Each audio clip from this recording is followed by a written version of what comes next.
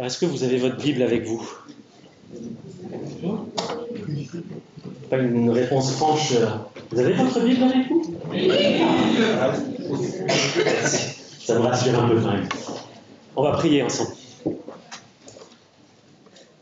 Seigneur, notre Dieu, on vient vers toi aujourd'hui te demander encore de te révéler à nous dans la prédication de ta parole, de te révéler à nous, les plus grands, mais aussi aux plus jeunes. Parle-nous. Je prie, Seigneur, tout particulièrement pour nous qui sommes dans cette salle ce matin, que tu nous accordes une compréhension peut-être nouvelle, mais en tout cas toute particulière de toi, de qui tu es. Qu'elle nous enrichisse, qu'elle nous fasse grandir. Et qu'on puisse simplement, par ce contact avec toi, mieux te connaître et t'adorer et te servir comme tu en es digne. Amen. Amen. Alors, je vous demande si vous avez votre Bible, parce qu'on va beaucoup fouiller dans la Bible ce matin. Dimanche dernier, je ne sais pas si vous avez fait attention, à plusieurs reprises dans la prédication, pour ceux qui étaient là, j'ai parlé du mystère de l'incarnation. C'est une expression qui est revenue plusieurs fois dans la prédication. Il était question de cette annonce que l'ange avait faite au berger. Il vous est né un sauveur qui est le Christ, le Seigneur. Et j'avais donc plusieurs fois utilisé cette expression de mystère de l'incarnation, ou de l'incarnation toute seule. Le fait que Dieu ait pris un corps et qu'il soit venu habiter parmi les hommes. C'est quelque chose qui est vraiment grandiose, qui est difficilement compréhensible, qui nous dépasse vraiment, qui témoigne d'un amour. Et en préparant cette prédication, j'ai cherché un mot pour qualifier cet amour, je ne l'ai pas trouvé. Tellement grand, explosif, j'ai envie de dire. Voilà, l'expression qui me venait en tête, c'est explosif. Un amour qui explose et qui montre en même temps une humilité tellement profonde, une douceur de caractère, si grand. C'est cet acte qui nous révèle le plus de la crèche à la croix, l'amour de Dieu. Parce que l'incarnation, elle n'a de sens que si elle aboutit à la croix. Et c'est de ce mystère de l'incarnation que je voudrais parler ce matin. Et je voudrais le faire d'une manière un petit peu particulière que je n'ai pas eu l'occasion de faire avec la plupart d'entre vous. C'est faire comme on le fait le lundi matin, un cours de théologie. Alors, il y aura un cours de théologie un dimanche 24 décembre, pas drôle. Mais n'ayez pas peur, la théologie, ça n'est pas réservé aux grosses têtes, ça n'est pas réservé aux pasteurs ou à ceux qui veulent enseigner. Non, la théologie, c'est pour nous tous. Tous les dimanches, on fait de la théologie, en réalité. Et je ne voudrais pas que les plus jeunes, même parmi nous, aient peur de cela. Ça ne va pas être un cours académique, mais on va voir plusieurs vérités au sujet de l'incarnation. Qu'est-ce qu'il s'est passé alors, je ne peux pas dire ce jour-là, parce que l'incarnation, elle n'est pas arrivée le jour de la naissance de Christ. L'incarnation, elle a commencé le jour de la conception, c'est le jour où il a été conçu dans le ventre de sa mère. Mais on va voir un petit peu comme on le ferait dans un cours de théologie, donc, se demander qu'est-ce qu'il s'est vraiment passé. Qui est vraiment le Christ? Qui est vraiment Jésus? Parce qu'on dit qu'il est 100% Dieu, qu'il est 100% homme. Mais quand on y réfléchit, parfois, être 100% Dieu et 100% homme, ça nous dépasse. Ça peut même poser un certain nombre de contradictions à notre esprit. Alors voilà ce qu'on va faire ce matin. On va présenter plusieurs versets, plusieurs passages. Et vous allez voir que faire de la théologie, finalement, ça réconforte. C'est bienfaisant parce que les vérités qu'on va voir, elles sont profondément réconfortantes. Elles nous élèvent l'âme vers le Seigneur. Avant de commencer, il faut que vous sachiez que ce que l'on va voir ce matin, c'est l'un des points les plus délicats et en même temps les plus controversés de la foi biblique. C'est l'une des doctrines, ne pas dire la doctrine, qui a été au cours de l'histoire la plus attaquée et la plus déformée, la plus souvent mal comprise. Et c'est compréhensible, parce que Dieu nous dépasse. Dieu nous dépasse vraiment et qu'il y a des choses qu'on a du mal à comprendre. Qui peut dire, par exemple, qu'il comprend parfaitement la Trinité?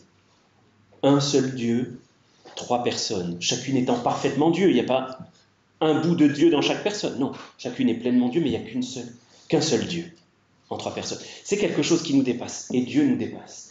Et on va voir ce matin que Dieu nous dépasse. La première chose que je voudrais voir avec vous, en exposant ces 6 ou 7 vérités qu'on va voir ce matin, c'est que Jésus est né d'une vierge. Alors on va regarder ensemble dans Matthieu, chapitre 1, et verset 18 d'abord. Matthieu 1, verset 18.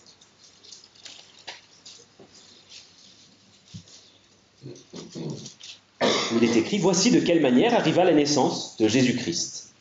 Marie, sa mère, ayant été fiancée à Joseph, se trouva enceinte par la vertu du Saint-Esprit avant qu'ils aient habité ensemble. » On comprend donc dans le contexte, avant qu'ils aient pu avoir des relations l'un avec l'autre, des relations charnelles.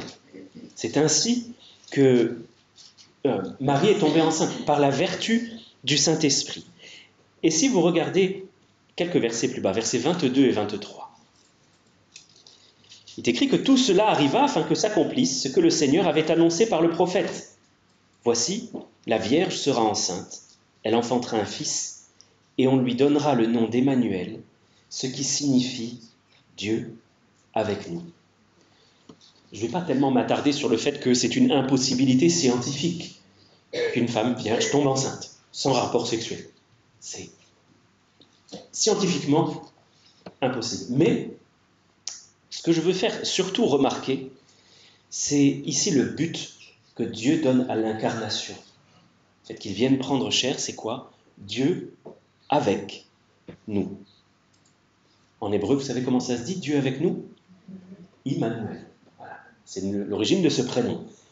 Et ce mot avec, Dieu avec nous, il est très fort en réalité. Parce que qu'est-ce qu'il y a derrière ce petit mot avec? Il y a parmi nous, il y a toujours avec nous. Parce que, est-ce que Dieu est déjà apparu aux hommes avant l'incarnation? Oui, à plusieurs reprises. Le Fils, l'ange de l'Éternel, s'est manifesté aux hommes. Et il avait même une apparence humaine. Il s'est manifesté ainsi à Abraham, par exemple. Il s'est manifesté à Jacob, à Josué, à plusieurs autres encore qui ont vu le Fils de Dieu sous son apparence humaine avant l'incarnation. Mais ce que Dieu veut faire dans l'incarnation, c'est quelque chose de plus grand encore, une révélation plus grande de lui. Et surtout, il veut être avec nous. Pas comme il l'a été auparavant, par ses apparitions temporaires, ses révélations qui arrivaient une fois de temps en temps. Non, il a voulu venir lui-même parmi nous, au milieu de sa création. Et ça nous révèle le désir de son cœur, de ne pas être un Dieu distant, qui regarde avec hauteur, avec superbe, mais qui se tient à distance, non. Le mystère de l'incarnation nous parle d'un Dieu saint, mais qui veut être au milieu de nous, qui veut partager sa présence avec nous, qui veut partager notre présence. Et pour cela, il se fait semblable à nous, pour éliminer une barrière, si je puis dire. Notez que la naissance d'une vierge, c'est quelque chose qui est important aussi parce que, puisqu'il est né sans l'intervention d'un homme, au sens masculin, d'un être de sexe masculin, eh bien, il n'hérite pas du péché d'Adam. C'est d'Adam qu'on hérite le péché. Regardez dans 1 Corinthiens 15, verset 22. 1 Corinthiens 15, 22. Il nous est dit, dans 1 Corinthiens 15, 22, que tous meurent en Adam. Tous meurent en Adam. Adam, c'est le chef de file de l'humanité. C'est en lui de lui que nous héritons le péché et la mort.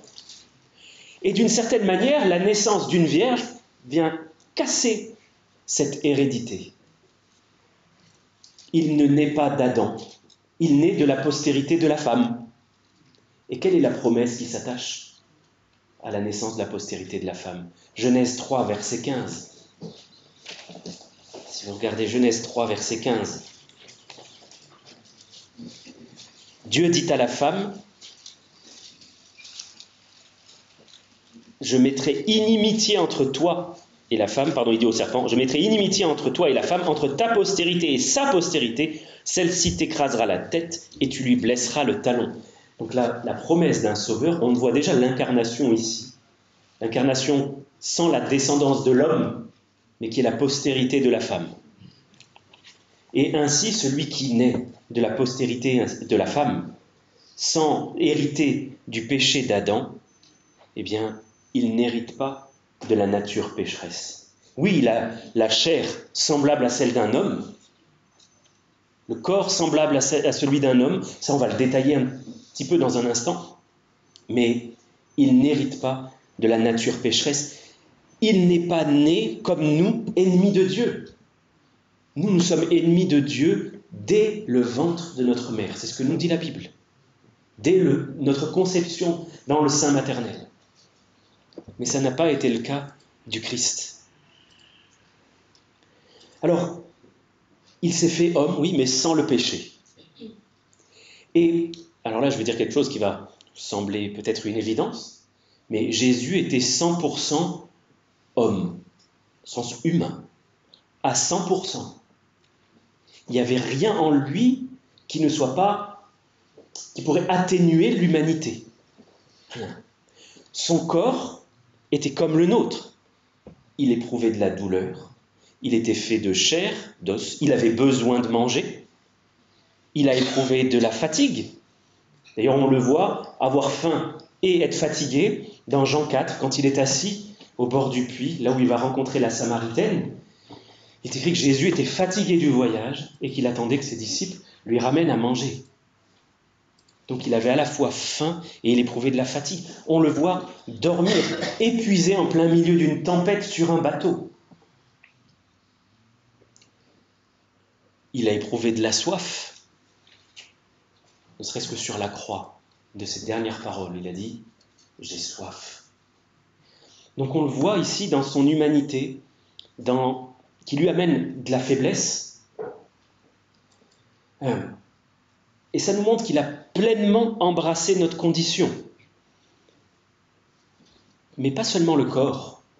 On aurait tort de dire que Jésus a seulement pris le corps semblable à l'homme, mais sa constitution intérieure, son être intérieur, était aussi semblable à celui d'un homme.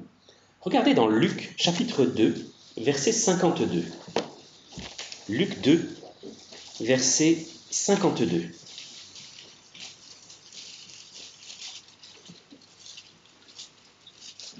Jésus avait à ce moment-là environ 12 ans. Et il est écrit qu'il croissait en sagesse, en stature et en grâce devant Dieu et devant les hommes. Nous voyons là l'histoire d'un homme, d'un jeune homme de 12 ans, qui grandit en stature, c'est-à-dire que son corps se développe, il grandit, certainement qu'il se muscle aussi, mais il grandit aussi en sagesse. Alors là, ça nous dépasse peut-être un peu, certainement même. Le Fils de Dieu, Dieu lui-même, le Fils, a grandi en sagesse. Donc on voit que son être intérieur a dû se développer lui aussi, comme le nôtre.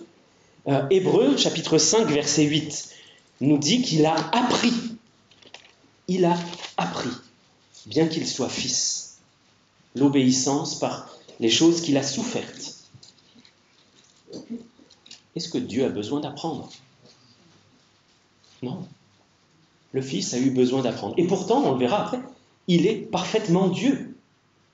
Alors je vous donne ici peut-être une image qui nous permettra un petit peu mieux de comprendre comment le Fils, 100% homme, 100% Dieu, a pu apprendre alors qu'il est Dieu.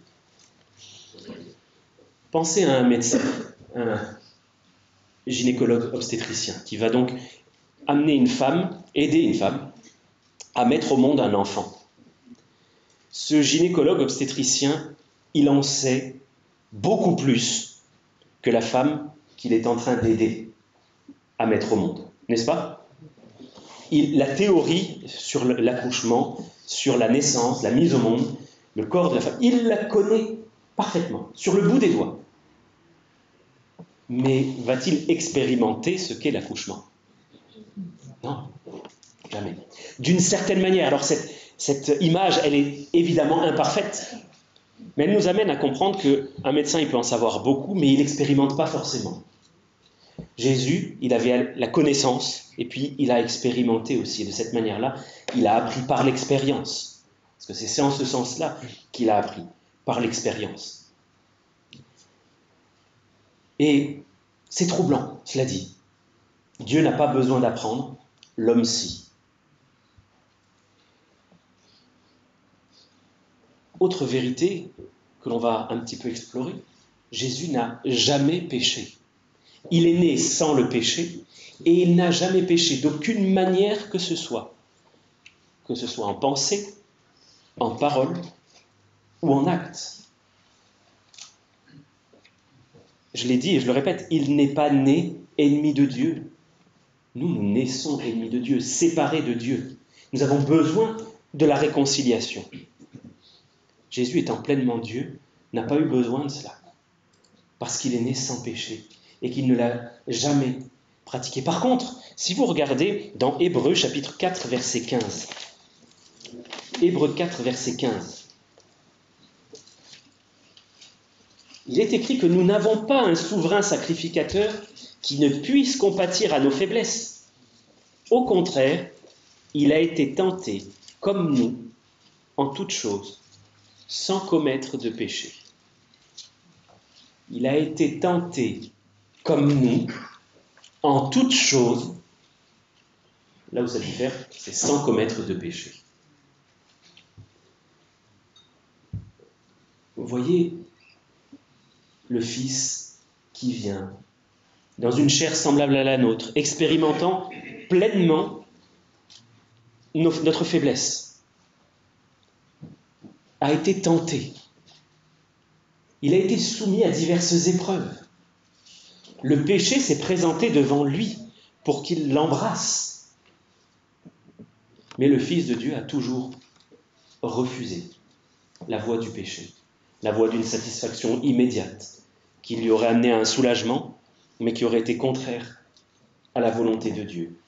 Lui a toujours résisté victorieusement, et du début de sa conception jusqu'à sa mort sur la croix, maintenant pour l'éternité, il est absolument saint, sans aucun péché.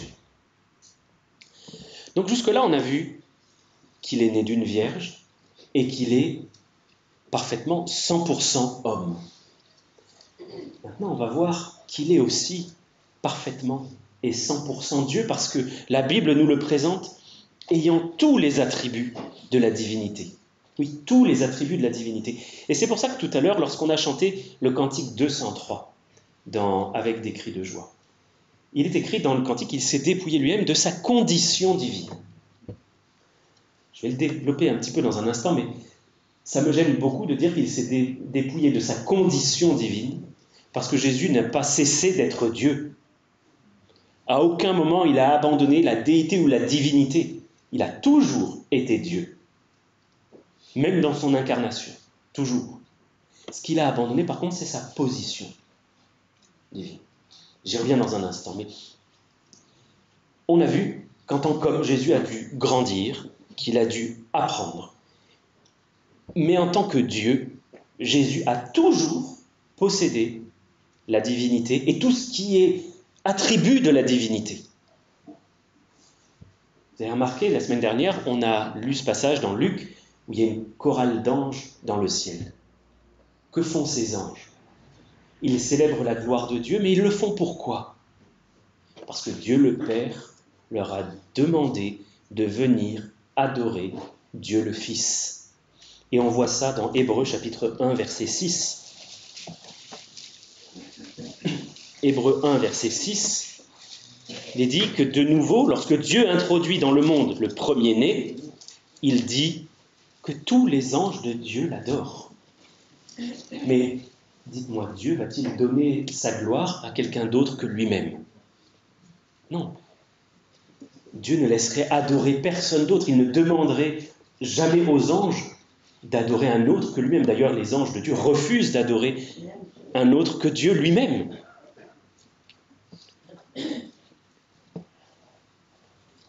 Celui que les anges sont venus adorer, c'est ce petit enfant couché dans la mangeoire, qui était pleinement Dieu. Là, il n'a pas eu à grandir en divinité. Autant dans son humanité, il a eu à grandir comme nous avons tous à grandir. Mais dans la divinité, il était pleinement Dieu dès la conception, dans le ventre de sa mère. Et il l'est pour l'éternité. Et rien ne pourra jamais changer ça parce que Dieu est complet. Il est parfait en ce sens qu'il est accompli, qu'il n'y a rien à y ajouter. On ne peut pas grandir en divinité. Ce bébé, c'est le Tout-Puissant. Tout à l'heure, notre frère a lu dans Ésaïe, un fils nous est donné et on l'appellera comment? Conseiller, Dieu puissant, Père éternel, Prince de la paix. C'est cet enfant qui va, plus tard, calmer les éléments dans Matthieu 8, justement au moment où il fait la sieste, dans le bateau, et les disciples avec lui vont être stupéfaits, vont dire mais tu es le Fils de Dieu en fait, tu arrives à calmer les éléments, tu arrives à calmer la tempête, à faire cesser le vent, à calmer les flots. Dans Jean 8, verset 58, que va dire le Seigneur Jésus?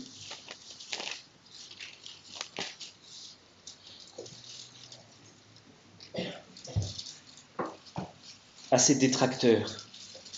Jésus leur dit, en vérité, je vous le dis, avant qu'Abraham fût, je suis.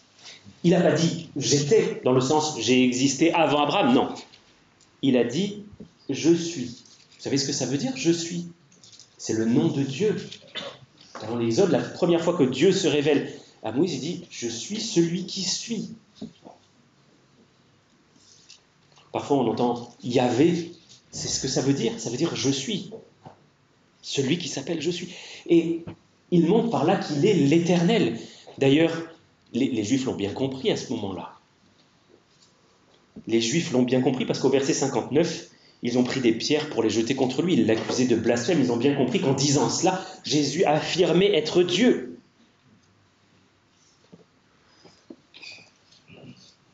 Mais ce petit enfant, il est aussi celui qui sait tout. Il sait tout. Il n'a pas besoin qu'on lui dise ce qui est dans le cœur de l'homme, parce qu'il sait lui-même ce qu'il y a dans l'homme. Et puis il est aussi celui qui non seulement sait tout, mais est partout et voit tout. Vous vous souvenez ce qu'il a dit dans Jean, c'est Jean 1, verset 48, ce qu'il a dit à Nathanaël. Il rencontre Nathanaël pour la première fois, en tout cas c'est la première fois que Nathanaël le rencontre. Mais Jésus lui dit, avant que Philippe t'appelle, quand tu étais sous le figuier, je t'ai vu. Je t'ai vu.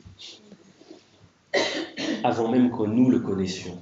Lui, il nous connaissait, il nous avait vus. Et le Fils de Dieu a pu voir, à distance, savoir ce qui se passait dans le cœur de Nathanaël à ce moment-là. Il avait dû se passer quelque chose quand même sous ce figuier. Qu'est-ce qu'il faisait? Il faisait la sieste, peut-être. Peut-être qu'il méditait au sujet des choses de Dieu, peut-être qu'il priait, je ne sais pas. La Bible ne nous le dit pas. Mais donc il sait tout, il voit tout, mais aussi, là ça va peut-être nous défier notre imagination, il est partout, omniprésent. Regardez Matthieu chapitre 18 verset 20.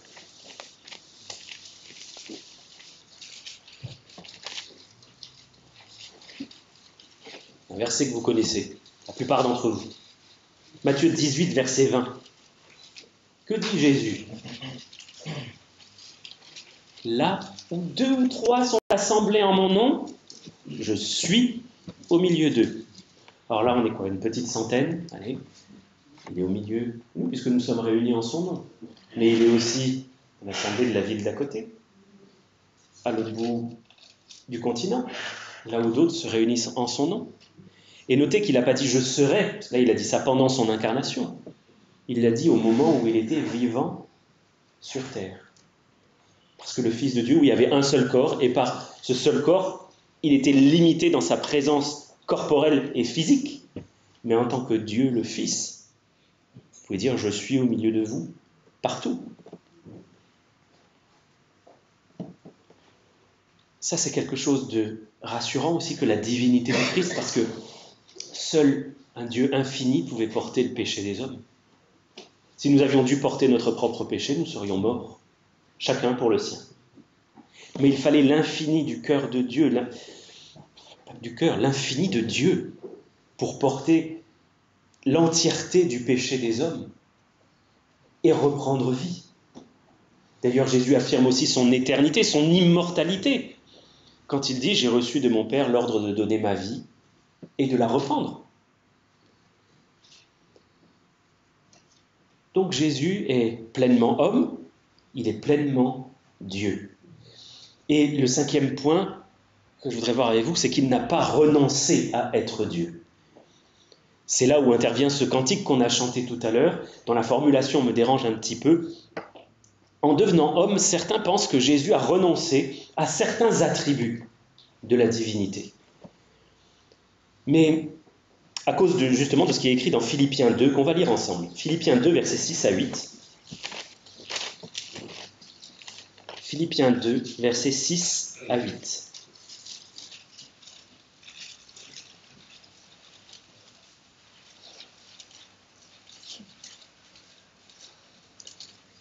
Il est écrit qu'existant en forme de Dieu, Jésus n'a point regardé son égalité avec Dieu comme une proie à arracher, mais il s'est dépouillé lui-même en prenant une forme de serviteur, en devenant semblable aux hommes, et il apparut comme un vrai homme. Il s'est humilié lui-même, se rendant obéissant jusqu'à la mort, même jusqu'à la mort de la croix. Ce passage ne nous dit pas que Jésus ait renoncé à certains attributs de la divinité, qu'il ait cessé d'être Dieu en quoi que ce soit, même pour un seul instant. Qu'est-ce qu'il nous est dit? Il nous est dit que Jésus a renoncé aux honneurs de la divinité. Il a renoncé à être considéré comme Dieu pendant son passage sur la terre. Mais il n'a pas renoncé à être Dieu. Quand il est dit qu'il n'a pas regardé son égalité avec Dieu comme une proie à arracher, en réalité, là, il y a quelque chose d'un peu difficile à traduire, et parfois vous aurez quelque chose d'un peu différent dans vos traductions. Littéralement, il y a l'idée que Jésus n'a pas regardé le fait d'être traité comme un Dieu comme quelque chose qu'il devait convoiter et obtenir à tout prix. Il a accepté de ne pas être traité comme Dieu pendant le temps de son incarnation. Et c'est le sens d'ailleurs de tout ce passage. Il nous est dit dans tout ce passage de Philippiens 2, prenez modèle sur Jésus dans vos relations avec les autres. N'exigez pas les honneurs que vous pensez qui vous sont dus. Non, acceptez d'être comme Jésus. Rendez-vous humble. Lui, il a accepté de prendre la forme d'un serviteur, d'être traité comme un esclave et d'aller même jusqu'à la mort de la croix, alors qu'il est Dieu, justement, alors qu'il est Dieu. Vous êtes des hommes, vous pensez avoir le droit à certains honneurs, avoir de la considération, être traité de telle ou telle manière. Vous pouvez renoncer à cela dans vos rapports les uns avec les autres, en suivant l'exemple de Jésus qui, tout en étant Dieu, a accepté l'humiliation jusqu'à la mort et même jusqu'à la mort de la croix. Ça nous amène loin de suivre l'exemple de Jésus. Alors, qu'est-ce qu'il s'est passé finalement quand le Fils de Dieu s'est incarné? Ce n'est pas simplement qu'il se soit enfermé dans un corps. Christ n'est pas Dieu enfermé dans le corps d'un homme. Il fallait que Jésus ait plus qu'un corps. Parce que ce n'est pas notre corps seulement qui a besoin d'être racheté, mais notre être intérieur aussi. Et on a lu, la Bible dit qu'il a été rendu semblable à nous en toutes choses.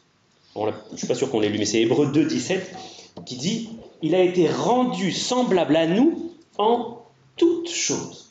Donc encore une fois, la condition humaine embrasse toute notre condition humaine, hormis le péché. Jésus n'est pas non plus un assemblage de deux personnes qui cohabiteraient dans le Christ. Quand Jésus parle de lui-même, il ne dit pas « nous », il dit « je ». Je suis le chemin, la vérité et la vie. Il ne parle pas de lui comme s'il y avait une personne humaine et une personne divine. Il n'est pas non plus un hybride, c'est-à-dire un corps dans lequel se mélangeraient la divinité et l'humanité, sans qu'on ne puisse plus les distinguer. Parce que sinon, cette divinité ne serait plus la divinité, et cette humanité ne serait plus vraiment l'humanité. Ce serait une humanité teintée de divinité et une divinité teintée d'humanité. Non.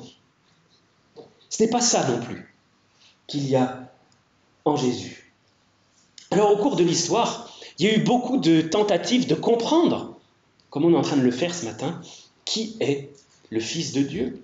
Qui est vraiment, qu'est-ce que ça veut dire qu'il est 100% homme et qu'il est 100% Dieu? Ça a donné lieu à beaucoup de sectes, à des hérésies, c'est-à-dire des déviations de la parole de Dieu, parfois très graves. Et vous savez pourquoi c'est grave? Parce que Jésus a dit que si vous ne croyez pas ce que je suis, vous mourrez dans vos péchés. Donc si on ne croit pas la vérité au sujet du Fils de Dieu, on ne peut simplement pas être sauvé. Mais au milieu de toutes ces batailles, de ces difficultés pour comprendre qui est vraiment Jésus-Christ, le Fils de Dieu qui s'incarne, il y a eu, en l'an 451, ça date un petit peu, une réunion qui a été organisée par des responsables chrétiens, une réunion de responsables chrétiens, dans ce qui est aujourd'hui un quartier de la ville d'Istanbul, ça s'appelait Chalcédoine. Et de cette réunion, qui a duré presque un mois, est sorti un texte qui n'est pas la parole de Dieu, mais qui nous aide à comprendre ce que nous tirons, nous déduisons de la parole de Dieu au sujet du Fils.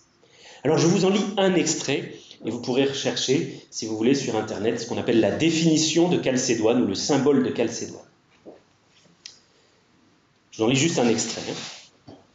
Nous confessons un seul et même Fils, notre Seigneur Jésus-Christ, le même parfait en divinité et le même parfait en humanité, le même vraiment Dieu et vraiment homme, composé d'une âme raisonnable et d'un corps, reconnu en deux natures, sans confusion, sans changement, sans division et sans séparation.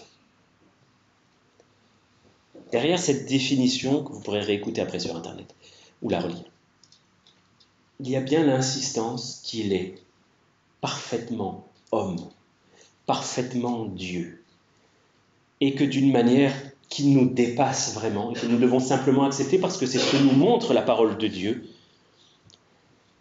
La divinité ne se teinte pas d'humanité, ni l'inverse, mais qu'il est simplement, parfaitement, les deux, 100% Dieu et 100% homme. Alors, qu'est-ce que ça change pour nous, finalement, tout ce qu'on vient de voir ce matin? Ça, c'est quelque chose que j'ai eu l'occasion de répéter plusieurs fois en cours de théologie, et pour tous ceux qui ne viennent pas en cours de théologie, vous allez m'entendre le dire, la théologie, ça doit changer quelque chose. Ça doit changer quelque chose dans notre vie, parce que étudier la parole de Dieu juste pour se remplir le crâne, ça ne sert à rien. La connaissance enfle. Donc il faut que ces choses que l'on a vues, elles amènent quelque chose, un changement dans notre vie. De quelle manière est-ce que cela peut se transformer en quelque chose de concret?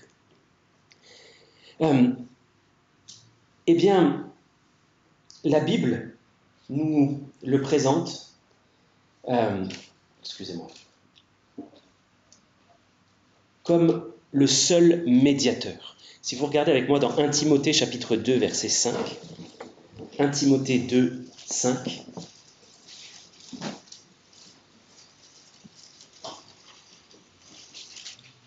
il dit qu'il y a un seul Dieu et aussi un seul médiateur entre Dieu et les hommes, Jésus-Christ, homme qui s'est donné lui-même en rançon pour tous.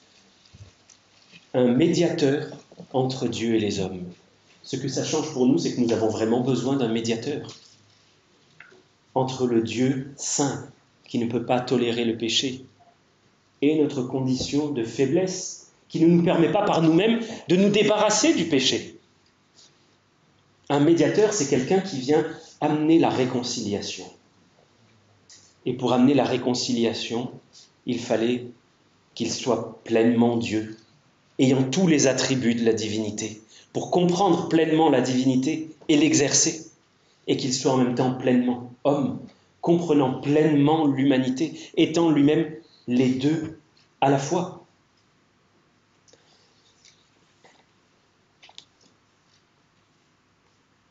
On a déjà vu tout à l'heure Hébreux 4, 15, qui nous disait que le Fils de Dieu est venu sans péché, mais qu'il a été tenté comme nous en toutes choses.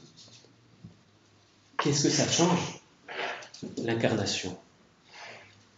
Ça change que nous avons quelqu'un qui peut nous comprendre profondément.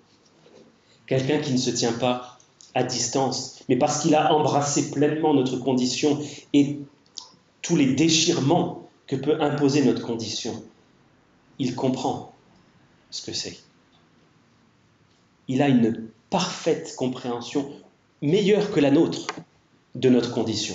Parce que notre compréhension est ternie par le péché. On comprend mal les choses à cause du péché. Mais le Fils de Dieu, lui, n'est pas limité par le péché.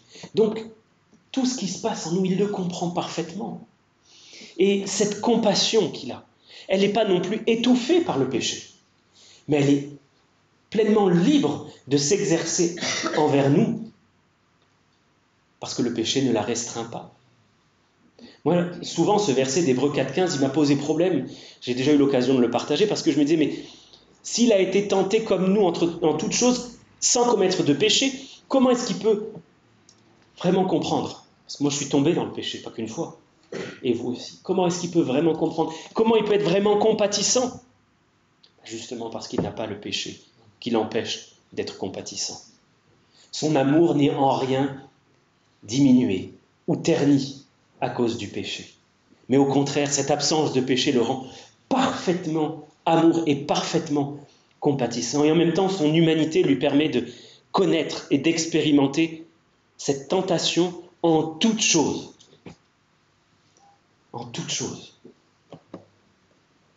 Si vous vous sentez seul dans ce que vous traversez, vous savez que vous avez là un compagnon qui a pris forme humaine, qui a pris la chair, qui sait exactement ce par quoi vous passez, qui n'en ignore aucun détail, qui n'a aucune peine à le comprendre.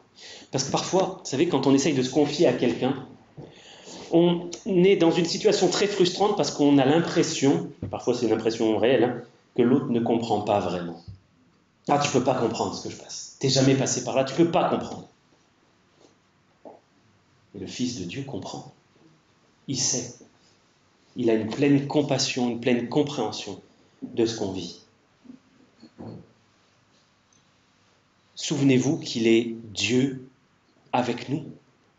Dans la parole de Dieu, on lit ce verset dans le psaume 34, qu'il est près de ceux qui ont le cœur brisé. Il ne se tient pas à distance. Et il n'est pas non plus celui qui regarde du haut du ciel avec un regard plein de compassion, mais je suis là-haut, t'es en bas, je ne peux rien faire. C'est pas ça. Il est Dieu avec nous. Emmanuel. Pourquoi est-ce qu'il est venu? Pourquoi est-il venu? Parce qu'il désirait embrasser notre condition. Parce qu'il voulait qu'on sache qu'il nous comprend pleinement.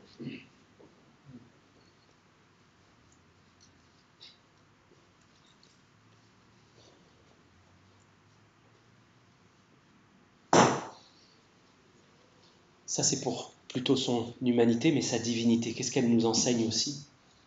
Qu'il est le Dieu qui n'a pas de fin, dont le ministère ne va jamais s'arrêter. Et si vous regardez avec moi dans Hébreux chapitre 7, verset 25. Hébreux 7, verset 25.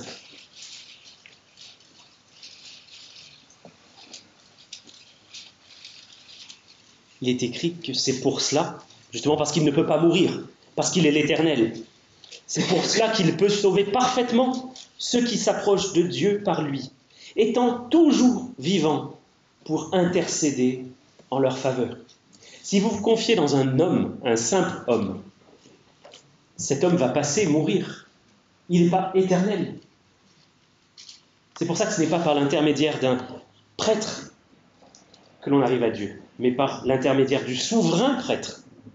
Jésus, celui qui n'a pas de commencement de jour et qui n'a pas de fin de vie, qui ne s'arrêtera jamais, jamais d'intercéder pour nous, qui est toujours continuellement en train de prier pour nous et d'effectuer son œuvre en notre faveur, continuellement en train d'exposer son sang pur de tout péché qui a été versé pour nous, continuellement en train d'exposer ses mérites qu'il nous a donnés. Ce que j'ai fait, dit Jésus, je le leur donne. Ma justice, elle est pour eux, et moi j'ai payé pour leur injustice. Il est toujours vivant. Alors c'est sûr, nous ne pouvons pas le voir comme le petit bébé dans la crèche maintenant. Alors on peut se le représenter, mais il est toujours vivant. Il est toujours Dieu avec nous. Et pour qu'on ne se sente pas orphelin, qu'a-t-il fait? Il nous a envoyé son esprit pour qu'on ne se sente pas seul, pour qu'on puisse être consolé. C'est le nom du Saint-Esprit, le consolateur. Littéralement, c'est celui qui se tient à côté d'eux, comme un avocat. Alors c'est difficile de traduire ce mot-là. On ne sait pas exactement s'il est l'avocat ou le consolateur. Il y a quelque chose, pas entre les deux, mais des deux. C'est l'Esprit de Jésus qui vient nous réconforter, nous apporter toute sa consolation. Dans le verset qu'on vient de lire, il est écrit qu'il peut sauver, comment, à moitié? Un tiers, les 2 tiers, 99%. Non, parfaitement, ceux qui s'approchent de Dieu par lui. Sauver parfaitement, entièrement. Pourquoi? Parce qu'il est Dieu. Dieu ne fait pas les choses à moitié. C'est son honneur qui est en jeu derrière. Il ne veut pas que quiconque puisse lui dire « Mais t'as pas fait correctement les choses là ». Non. Dieu est un Dieu de gloire. Il ne permettra jamais que sa gloire soit ternie en aucune manière. Et c'est pour cela qu'il nous a sauvés parfaitement par Jésus-Christ. Ce n'est pas seulement l'image tendre, un peu romantique de ce bébé dont on aurait presque pitié parce qu'il naît dans une étable. Non. Alors oui, il est venu vraiment dans une étable, au milieu des bêtes. On l'a couché vraiment dans une mangeoire. Mais celui qui est dans cette mangeoire, c'est Dieu. Dieu le Fils, à la fois parfaitement homme et parfaitement Dieu. Celui qui nous connaît parfaitement et celui seul qui a pu déployer suffisamment de puissance pour nous sauver. On va prier ensemble. Comment te décrire, Seigneur, avec des mots? Comment même simplement te concevoir correctement qui tu es? Tant tu nous dépasses, tant tu es grand. Je dois confesser simplement mes limitations, Seigneur. Mais je viens vers toi avec reconnaissance parce que tu es l'Emmanuel, celui qui est venu pour nous, avec nous, pour ne jamais nous laisser. Je te loue, Seigneur, parce que cette humanité, tu l'as revêtue pour toujours, parce que tu es médiateur pour toujours. Je te loue parce que tu as accepté l'humiliation jusqu'à la mort, et même la mort de la croix pour nous. Seigneur, merci pour cette révélation qu'on a eue de toi ce matin.